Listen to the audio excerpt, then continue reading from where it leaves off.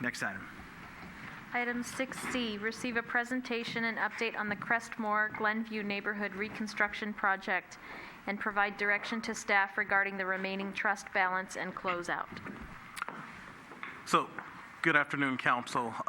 Staff is here today to give you a presentation and an update on the Crestmoor Neighborhood Reconstruction Project.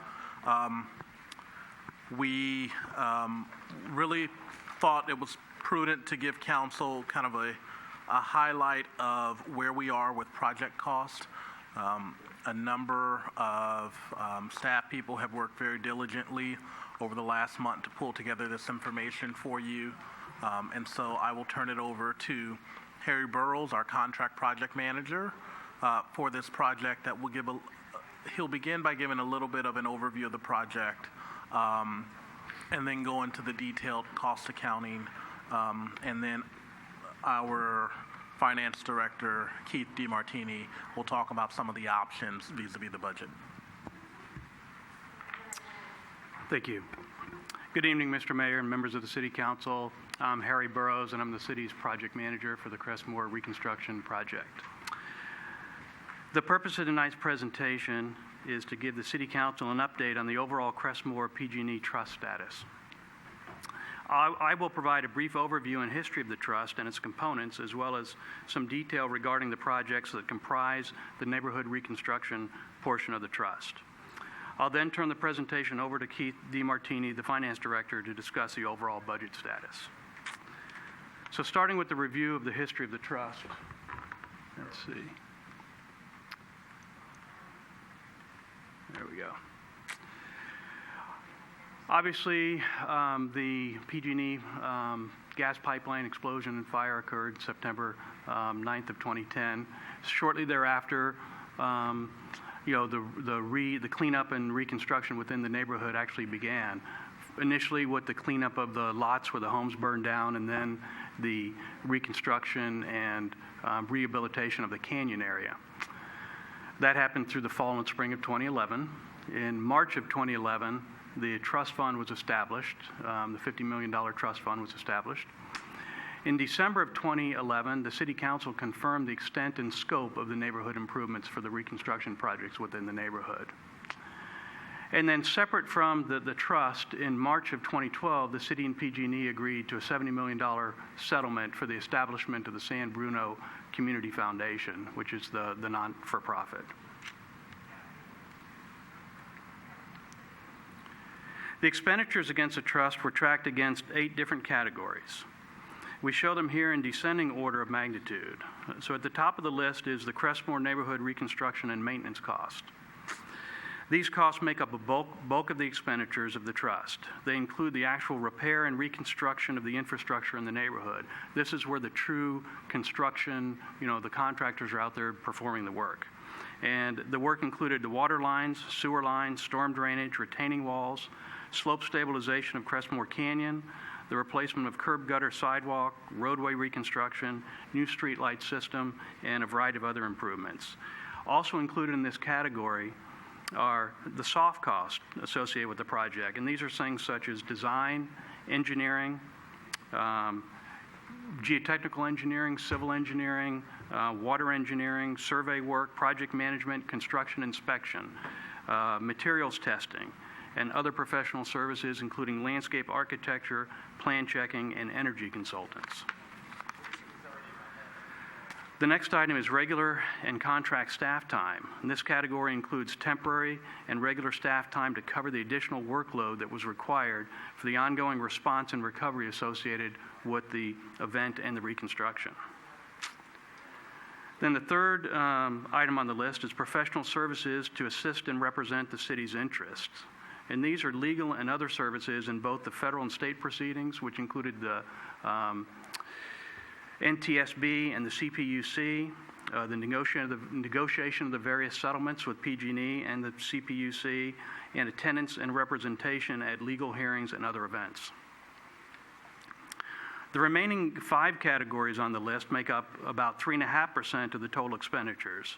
These items include fees that were waived for the residents in the repair or replacement of their homes, the management and trustee costs associated with the trust itself, the loss of funding on other projects due to the city's focus on the recovery and rebuilding process, community outreach and support to residents affected by the explosion and the fire, and costs related to the initial establishment of the San Bruno Community Foundation.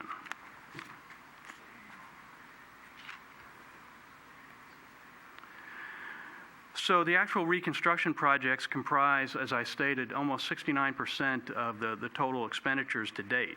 I wanted to briefly summarize these projects and provide a little bit of detail for each of them. So quickly looking at this map, you see in the middle the brown or orangish area. That's the Crestmoor Canyon area that was damaged immediately after the explosion. There was slope stabilization work that occurred in there, as well as retaining walls to support the existing homes. And that was really the first item of work, the first reconstruction project that was undertaken. The next projects include the Phase 1 water and sewer, which are shown here in the red, as well as the dark blue at the top of the slide. Next, the area in yellow or bright orange there, that's the Phase 2 utility replacement, and that was the replacement of all the underground utilities in what we call the fire-damaged area of the project. Then after that, we undertook the Phase 3 utility project, which was the utility replacement in the remainder of the neighborhood, which is shown there in light blue. After that, we replaced about 300 upper sewer laterals within the neighborhood as part of the upper sewer lateral replacement program. And then finally, we are working on the current projects, which are the Phase 4 surface improvements, which is in construction now, as well as the Earl Glenview Park replacement project. This is just a listing of what I just described. So, what I wanted to do was, quickly walk through and just illustrate some of these past projects. This series of photos show the Crestmoor Canyon immediately after the fire with the burned vegetation that had to be removed. The second photo there in the middle shows the slope stabilization work, including the hydroseeding to reestablish the slopes for protection. And then the bottom photo shows the retaining walls that were reconstructed and new retaining walls that were built to stabilize the upper portion of the slope and protect the homes. Again, the Phase 1 water and sewer projects, the sewer project involved fixing a pinch point within the main sewer trunk that went through the neighborhood. We had the opportunity to fix that shortly after the event. And then the Phase 1 water improvements actually involved the construction of 2 pressure regulating stations up on Sneath Avenue. And what they do is they provide a little bit of redundancy and some reliability in terms of water flow and pressures to the neighborhood. The Phase 2 and 3 utility replacement program, again, essentially replaced all of the water lines, sewer lines, and storm drain lines within the entire neighborhood. The upper sanitary sewer replacement project, this project is the one that impacted the homeowners very greatly within the neighborhood. As you can see, we actually were on private property replacing upper sewer laterals. And not only did it impact them initially with the construction, but as you can see in the bottom lower left photo, there's surface restoration work that had to be performed afterwards, particularly with driveways and walkways. So where are we today? Let's take a look at the projects that are currently in construction and the items remaining to be completed. So the Phase 4 street improvements project is nearing its completion. The work completed to date out there includes, as you can see in these photos, subdrain work, new storm drain facilities where we actually had to cut the existing abandoned line 132. That's the top middle photo. The replacement of the entire curb, gutter, and sidewalks within the neighborhood, as well as the reconstruction of the roadways. We recycled the existing pavement and repaved the roadways. So that's all work that has been completed to date. What's left in the Phase 4 project? We're about to embark next week on concrete valley gutters across the intersections. Shortly after that, we'll be doing decorative paving, stamped paving within the intersections. All of the intersections in the neighborhood will get a treatment that they'll end up looking like paver blocks in the neighborhood, and we'll have enhanced crosswalks. Then we got to finish the signing and striping, replace and put up permanent stop signs and speed limit signs, as well as edge striping and centerline striping down the roadways. So, as I described when I was previously before this council here back in July, when we knew going into the Phase 4 project that it would be challenging. As the last infrastructure project in the neighborhood, it involves some cleanup and resolution of some of the previous construction phases. Without going into too much technical detail, one particular challenge was that we could not build back the sidewalks exactly as they previously existed, because the existing sidewalks in the neighborhood built in the late 50s didn't meet current ADA standards. So one of our challenges was building them back to meet ADA standards. The new design had to balance the existing private property interface, the back of the walkway where we meet the private property and the improvements, with the new sidewalk and the road slopes. This has led to many issues that we've had to address during construction, including revisions to walkways, driveways, curb-through drains, and other items. In anticipation of these issues such as these, a project contingency of almost $1 million was included when we approved the project, or when you approved the project. We still expect the final Phase 4 project will be within this contingency amount. We're still negotiating change orders with the contractor and have some additional work yet to identify, but again, we're hoping that it will be within that $1 million contingency. So here's some photos within the last week of the Earl Glenview Park. As you can see by the photos, it's nearing completion. It's expected to be open later this month. Remaining items of construction include remedial corrections in some of the work that's out there. We've got some of the concrete flat work that's cracked and has some minor issues that we're making them fix prior to final acceptance. We've also got some plants that need to be replaced and some additional new planting that is yet to be done. One item that we have added to the landscape contract that wasn't originally in there is the cleanup at the top of the upper slope of Crestmoor Canyon. So the work within Crestmoor Canyon was previously envisioned as a standalone project. If many of you who have been on the council for many years remember that in the past, we talked about reforesting or replanting within the canyon.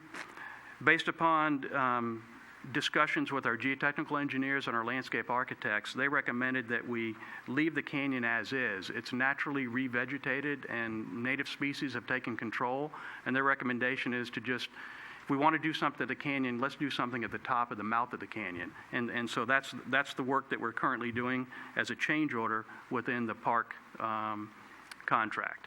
And that entails the installation of some live oaks along the back of the sidewalk at the top of the canyon, as well as a 3-rail wooden fence that will go immediately behind the back of the sidewalk.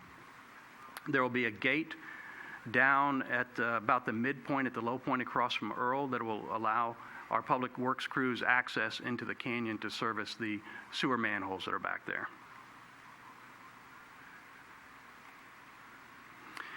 And then the last item that I want to talk about here in terms of the reconstruction projects is the upper sewer lateral program. And so there still remain about 30 homeowners within the neighborhood who have indicated that they want to seek reimbursement for surface restoration work after the completion of their upper laterals. These owners have delayed their driveway replacement work until the city completed the replacement of the sidewalks in front of their homes. What they wanted to make sure they avoided was, if they built a new driveway, they didn't want us coming back with our sidewalk work and damaging their new work. So we're in the process of reminding these owners that now that we're near the end of the project, they need to get this work performed quickly and get their reimbursement requests into the city.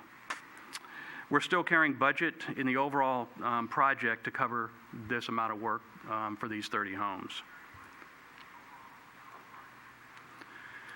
So putting numbers to everything that I just described, you can see here in this chart that we have estimating budget cost to complete in 2 different categories. The major categories, obviously, the reconstruction and maintenance costs, the neighborhood reconstruction, and we're currently anticipating about $4.8 million is left to be spent on these projects, and that includes the Phase 4 work I described, the park project, and the upper sewer lateral program. In addition to that, there's some costs that the trustee and the city staff has identified related to the PG&E trust itself that still need to get paid out, and those total about $60,000. So, as you can see here in the bottom right-hand corner, we're currently projecting that the total project cost will exceed the $50 million trust by about $1.4 million. So at this point, I'd like to turn the presentation over to Keith to discuss strategies moving forward. Thank you, Harry. Good evening, Honorable Mayor, council members. I'm Keith DiMartini, the city's finance director. Staff have been spending some time understanding the budget shortfall and where we're at today, and then we've developed some options for consideration about how we can achieve the gap in the budget so that we can come in and close down the fund and close this project correctly. So overall, just to summarize what Mr. Burrows said earlier, the total project budget was $50 million. It is estimated that the total project costs at the end of the project will be $51,406,378. It's an estimate at this time based on known costs that the project management team expects to incur. So the total budget shortfall is just over $1.4 million. And that does represent approximately 2.8% above the total budget for the project. In summary, there's around three solutions that staff have identified to basically fill in the budget shortfall so that we can close this project out. And on this slide, I'll provide just a high-level summary, and the next slide I'll provide a little bit of additional detail. About $100,000 we can directly attribute to the Fire Station 52 project that's in the city's fiscal year 18-19 CIP program. That's the first solution. The second solution is $722,000 that's currently on reserve that's associated with staff costs that have been incurred directly working on this reconstruction project. And then finally, there will likely be some remaining funds in the Disaster Recovery Fund after the project is complete, and we can do a thorough reconciliation in that fund, and then being able to use some of the funds in the Emergency Disaster Reserve Fund. So those are the funding sources that staff have currently identified. So going on to the next slide, just in a little bit more detail. As I mentioned earlier, there's approximately $100,000 worth of costs that have already been incurred that are directly attributable to the Fire Station 52 project. These include project management expenses or geotechnical consulting expenses, and so we would be able to basically record those costs directly against that project and not seek reimbursement to the trustee for those expenses.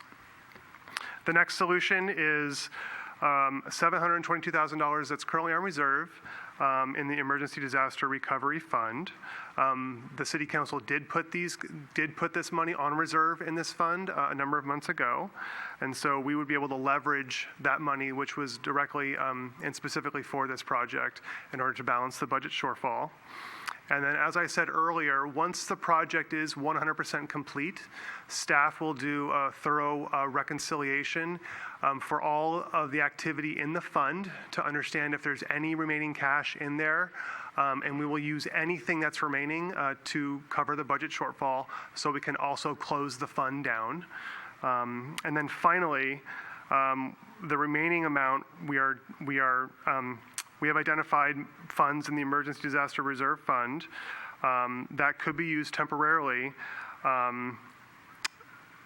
but will likely be reimbursed from legal proceedings that are currently underway that the city would expect to receive. So overall, this is the sequence of events that we would use to correct the budget shortfall for the project so that we can close it down. And that concludes our presentation. We'd be happy to take any questions you might have. Questions, comments, or direction to staff?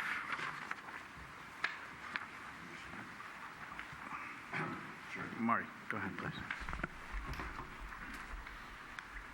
And thanks for those pictures that brought us back, Harry, when I was working with you on that slope stability and all the other interesting things of the first part of that response. So I'll get straight to the point. The last time this council heard from staff, I believe staff was asked, how are we doing? We have enough money. And at that point, I believe the answer was yes. I think we have the coverage. So I understand in construction, things cost more, et cetera, et cetera, et cetera, right? We did a lot of work up there. The question is, from July to October, why 1.4 million? Is it just, how did we get to here? I understand all the things we did, but when council asked staff last time, it was, we were going to make it. So that's my main question. Why don't I take that? City manager. So, council, in response to that question, I think there are a few things to consider. The recommendations that staff have developed to cover the $1.4 million that we're estimating the project will be over budget. Part of the good news is that all of those sources will still come from monies that the city has received and is expecting to receive from PG&E. And so none of those recommendations involve retrieving or borrowing funds from a general fund pot of money or some other tax resource. So including the overage of 1.4, we are estimating that we can cover that from funds that the city either has received or is expecting to receive from PG&E. I think the other piece of the answer to your question is we did a very fine-tooth accounting of all of the costs that have been incurred in the project and that are expected to occur through the end of the project. And our current estimate is $1.4 million. What we are not saying to council tonight is that there is a specific item or items that are causing the current projects to go over their approved budget, including that contingency. And so what that really means is that the totality of expenditures and projects that have been approved by council are over 50 million, and it's over by 1.4. And so I know that council, the last time staff came, thought that we would be able to cover it within the entire $50 million. Unfortunately, that was not the case then, and that's not the case now. And so we are not coming saying, oh, something happened, we have to incur more money. The $51,400,000 are an accounting of everything that has been spent and everything that is projected to be spent. And as Harry mentioned, for example, the road project, we are incurring additional costs, but we are doing that within the approved contingency. And so I think we are where we are, where to close out the project, we're looking at $1.4 million. But we have come up with revenue sources that really, at the end of the day, will have came from PG&E.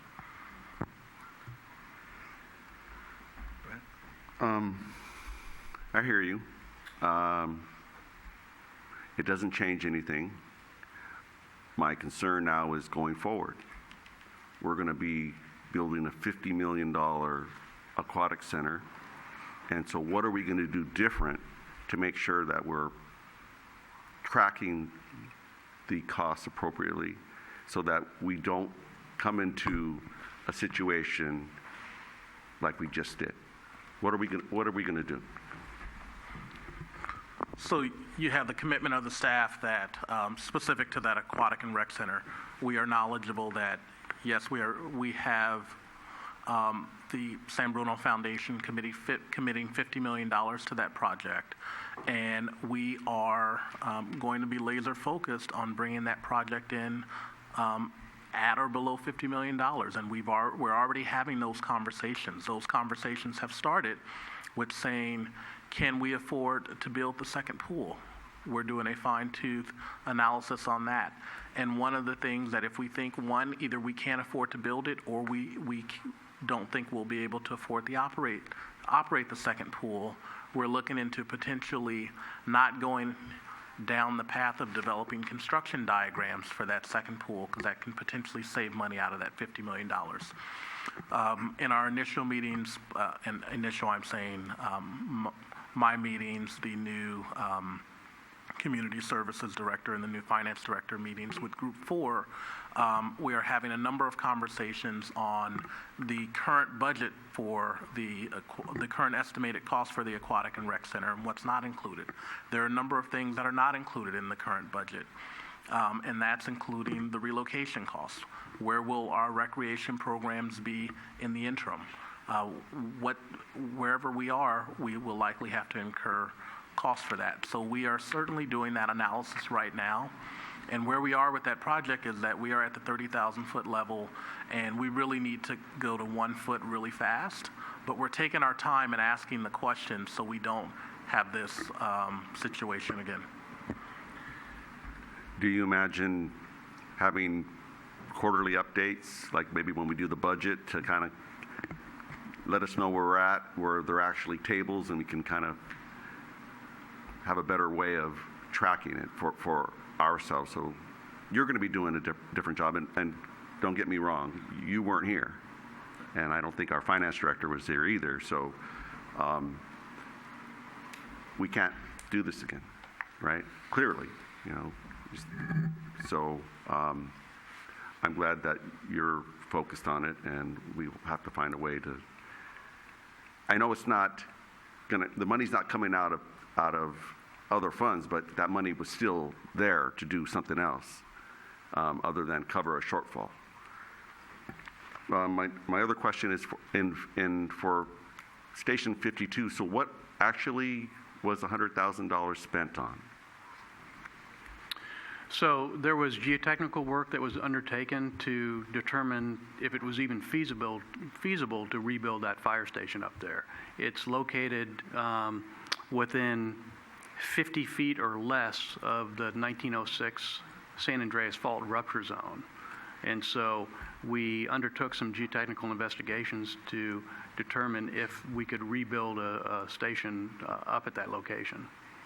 And that was a significant amount of money, including field trenching and peer review with outside geologists as well. Okay. For the phase 1 water, if that improvement to our water system, that came out of the trust? Correct. Is that really an appropriate place for that to be charged to the trust if it really had nothing to do with the fire? Couldn't we take the money from our water system budget, because it is an improvement to our water system and it really had nothing to do with the fire? Would that be an appropriate way of allowing some more money in our emergency disaster fund or reserve fund? It seems like, I don't know, maybe you guys can comment on it. Well, I'm probably not the appropriate one to answer that, but just to add a little bit of clarification, those improvements greatly benefited the Crestmoor neighborhood from the standpoint of, if you remember, during the fire, the water pressures ran out very quickly because we didn't have the ability, the fire department didn't have the ability to bleed the water down from those higher pressure zones into that neighborhood. And these improvements will allow the city to do that in the future.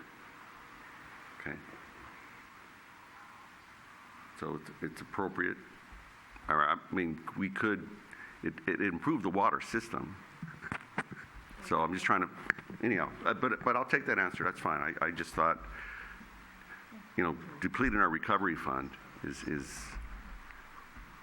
and so where do we stand with those, with projected, where will we end up after this? How much money would we have left?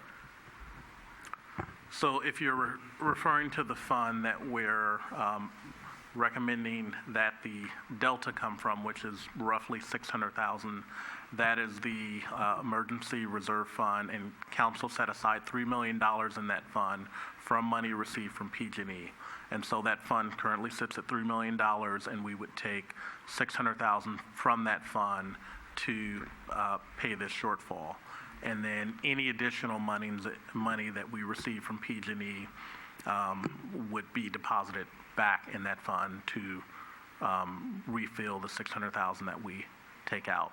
If we receive more from PG&E than what we take out, we will ask council preference on allocating those resources. Okay, thank you. Michael, no, you're good? Irene or Laura? Irene? Okay. Harry, it's been a long time. I know when you started this project, you thought 2 or 3 years at the most, and now it's been almost 8 years that you've been here, and I know the whole council appreciates all the hard work you've done, and it was hard sitting at the beginning of this and looking forward to what we would end up with. It was hard sitting through all the different meetings we had and seeing the people who were devastated at the time, and they asked for certain things, and it was either hard or impossible to say no to them. And unfortunately, each of those decisions over the 8 years that we made them accumulated to the overspending that we have today.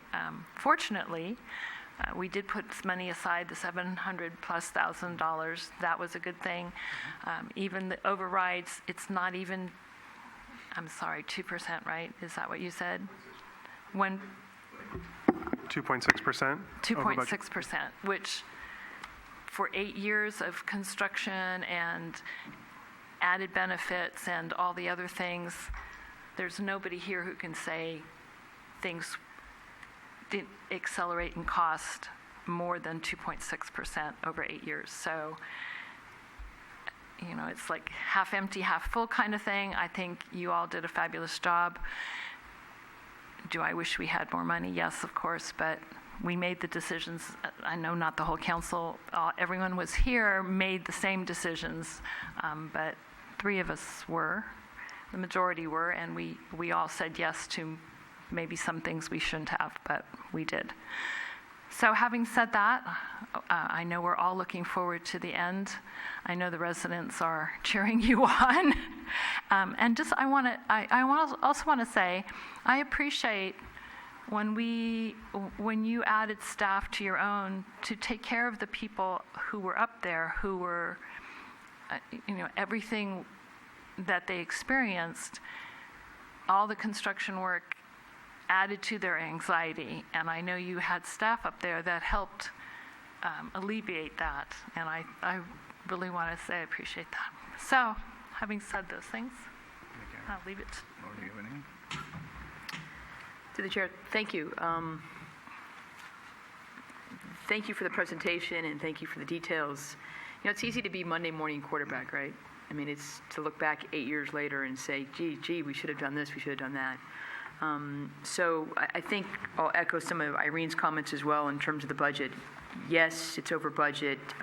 It's unfortunate because it is a lot of money, and that money could be earmarked for other things that we could be using going forward. I guess the first question I have is, was there budget items for each of those 8 items that were provided tonight? You provided a percentage of how much was spent in the overall.